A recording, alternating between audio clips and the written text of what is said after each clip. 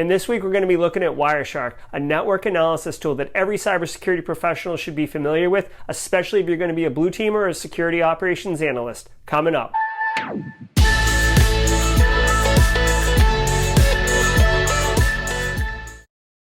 Hey everybody, I hope you're doing well. So Wireshark is a network analysis tool that's been around for a very long time, and you really should be familiar with it if you're going to work within the cybersecurity industry.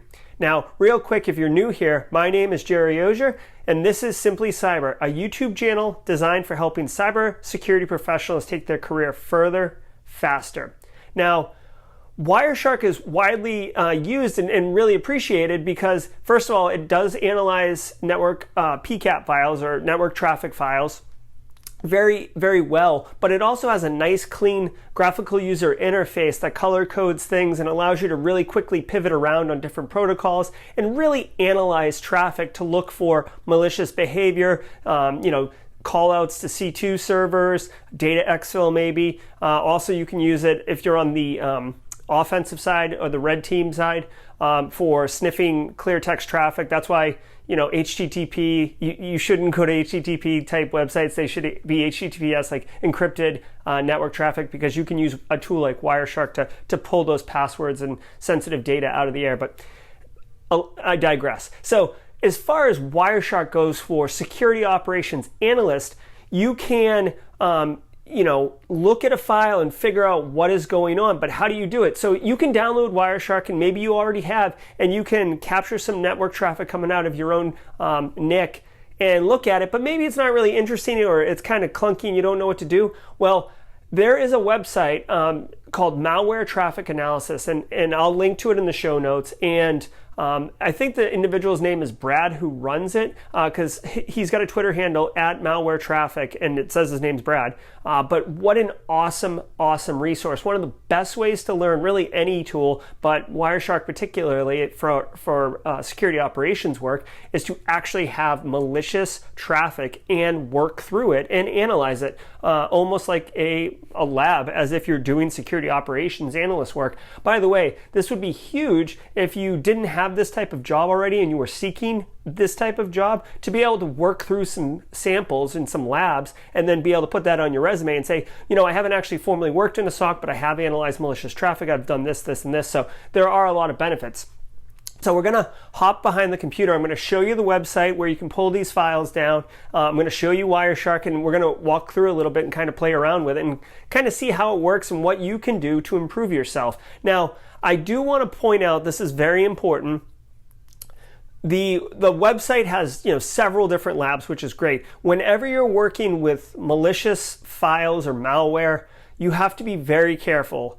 These are real malware, so you don't want to execute it on your machine. I can't emphasize this enough. So the lab that I'm going to show you is just the PCAP file. There's no way for you to really hurt yourself with just a PCAP file, because it's kind of a historical audit log of what the network traffic was. There's no executable per se. So he does have other labs on the site that does have executables and malware and stuff like that. So if you are not comfortable working with malware, or you're just kind of easing into the cyber industry, I'd encourage you just to stick to the labs that are PCAPs and not go with the ones that have the malicious executables in them, just to be super safe. But anyways, let's take a look at the traffic. Let's take a look at the Wireshark, and let's have some fun. All right, so here we are. This is wireshark.org. This is where you can download Wireshark. It's very easy. You just download for the appropriate platform, and once you install it and run it, it'll basically look like this. Now again, you'll want to use a PCAP for this, and we'll take a look at one. But you can see these are all my interfaces for my network, and I'm on wireless, so you can see that there's traffic there. So you can, basically use Wireshark just to capture traffic. This is live traffic coming off my network right now. All right. So if you wanted to, you could analyze your own traffic, or, if you wanted to span a port or something, you could watch traffic fly through. But usually Wireshark is, you want to use it for analysis after the traffic has already happened. You wouldn't really be doing it in real time and analyzing it in real time. Typically, that would be for like troubleshooting purposes, not for forensics purposes, which is what security people typically do. So let us go to the malware. Where is it? There it is. Malware trafficanalysis.net. So this is the website I was telling you about. Pretty, no frills website here, but this individual has tons of stuff. So you want PCAP files, right? Malicious ones. So he's got training exercises here and some tutorials. So we'll click on the training exercises. So these are all the different ones. Now I mentioned before, like this is new. This one has like, other executables besides just the PCAP, and that's, maybe don't start right with that one.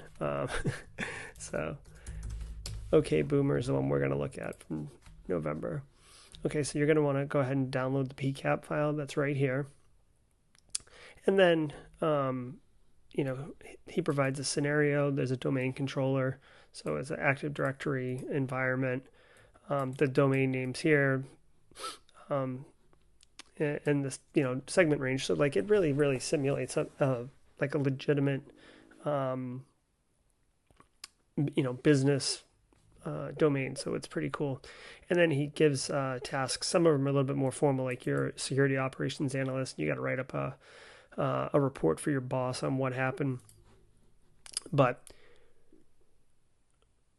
so, basically these are the questions that you would have to dig out of the PCAP, and it's really interesting. And the best thing is he provides an answer sheet, which you can see here. It's a very thorough answer sheet that you can follow along. So even if you don't really know yet what's going on, you can literally follow along and figure it out and learn. And it's really, really fantastic. So let's open Wireshark up. You can see I was looking at this analysis already. So this is it. This is Wireshark in all its glory. And we're looking at this PCAP file. So you can see he said, okay, Boomer is the domain controller. You can see DNS queries to the DNS server. Let's see. Oh, so instead of just typing right in the display filter, which is what I was going to do, a really useful technique for using Wireshark is to go to this statistics tab. And here, let's do the first one. What operating system and type of device is on 10.11.11.94? So you can go to endpoints because it's an endpoint. 10.11.11.94. Now, these are all the IP addresses in the PCAP file and some other information about it. So once you highlight the one you want, you right-click and apply as filter, and it applies the filter in the back end. So Wireshark's query language that you would stick in this search field is, it's not super user-friendly and super obvious. So I would recommend you kind of use it this way until you get a little bit more comfortable. Even I have problems with it periodically, and this is just a super easy way to do it. So the question was, what operating system and type of device? So you could use the user agent string. So let's look at web traffic. So DNS is not going to be web traffic. So again, you can go to the statistics tab, go to protocol hierarchy, and it's going to show you the protocol distribution statistics for this source, which is great, right? Because that's the one that we're interested in. You can see all these other, interesting stuff. Here's all the DNS we were looking at, but HTTP we can apply as filter and selected. So you watch the filter up here. It added and HTTP. So there you go. So now we've got just HTTP traffic for this with the IP is 10.11.11.94, not source. It could be on the destination as well. But anyways, you can see if you right click again, you get a context-based menu to select from. Now, follow TCP stream. This is going, like web traffic or whatever, network traffic. It's sending pieces of the data, and then it's reassembled on the receiving end. So by doing follow TCP stream, you get the entire kind of message built, which is great. Oh, this isn't going to help us. Let me see.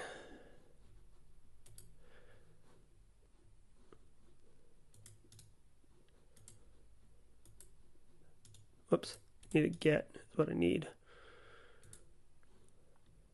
Okay, great. So you can see here, this is the red is what's coming from the source, and the blue is the response from the receiving end, or the server in this case. So you can see sending the user agent, it's sent CROS, which is Chrome OS, like Chromebooks and stuff. So the Chrome OS is the operating system for that one.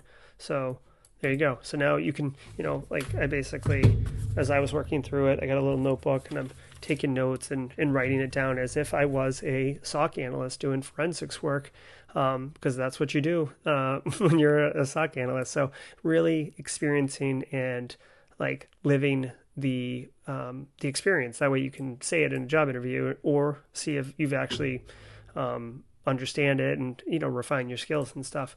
Now here's another one based on the MAC address for 10.11.11.145. Who's the manufacturer? Now, you may or may not know this, but like the first half of any MAC address, unless it's been altered in software, but the first half of any MAC address is defines pretty much like what manufacturer made it. So like Apple's got its own.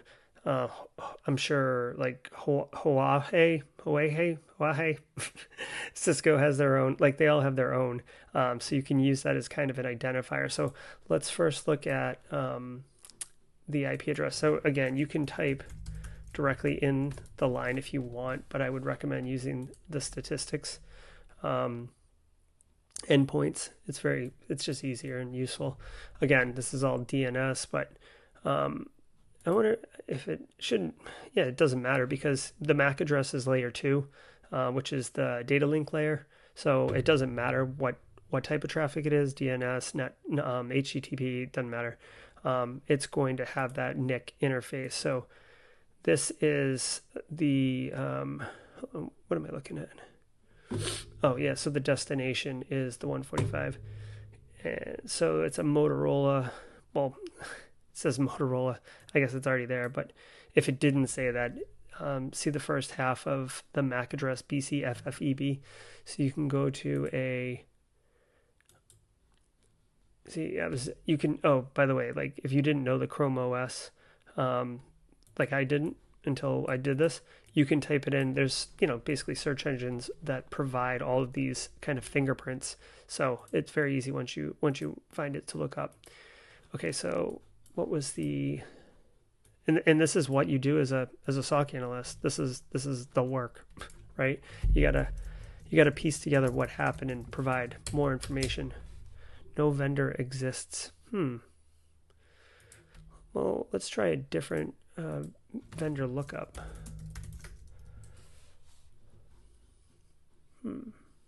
Oh, Wireshark OI. Is this a thing? Oh, we might all be figuring out here that Wireshark's got functionality that I didn't know about. Yeah. Okay, so you can see we put this in, and then Motorola Mobility, a Lenovo company. So that's the answer to that question as far as who the manufacturer or vendor was. So you see, it's pulling information out, it's digging in, it's doing lookups and stuff. Now, just jumping ahead, some other stuff that you can do. User account name. So we know it's an AD domain. Kerberos is being used. So logged into 10.11.11.200. So again, let's use our endpoints. 10.11.11.200. Let's find it. There it is. Let's apply that filter. Good. Okay, now let's look at another one, protocol hierarchy, right? So we know it's going to be Kerberos because that's how AD does authentication. So let's apply and selected. And you can see, okay, so right here, The CNAME string wasn't already here. I added it. I actually followed the directions in this. I did find I knew the Kerberos and I found that stuff, but I didn't understand the CNAME string business. But anyways, once you find the Kerb, you can look through it and you'll see the request and stuff, and then you figure out the answer. It was Brandon Gilbert, and he was doing it from Gilbert's Win 7 PC. So anyways, you get the idea. Now, I do want to point out that this is how you use Wireshark, and this is an excellent tool for walking through, getting comfortable with the interface, looking at packets, understanding kind of what network traffic looks like, understanding kind of if you don't already understand kind of the OSI layers, I'd recommend you take a look at that. Just for context, really, TCP IP layers, like I mentioned, layer 2 a little bit, understanding what MACs are, and maybe ARP, like address resolution protocol, and the way DNS works and stuff like that. So it becomes very useful because basically when you're doing kind of forensics analysis, there's two things you're looking at. One is endpoints and the other is network traffic. And that's how you piece it together and figure out what happened, what's the scope of your impact. Was there a breach? Was data exfiltrated? Another thing I wanted to point out while we're in here. I did mention that this is a great example because it's a PCAP file, so there's no malware that you download. Having said that, as I was walking through this, I did note that basically the infected machine pulls down a malicious file. So this is, if you do follow this thing, just be careful. I'm running from a Mac and it's a Windows-based malicious file, so it wouldn't even affect me anyways. So just be cautious of that. But if you do IP contains this program.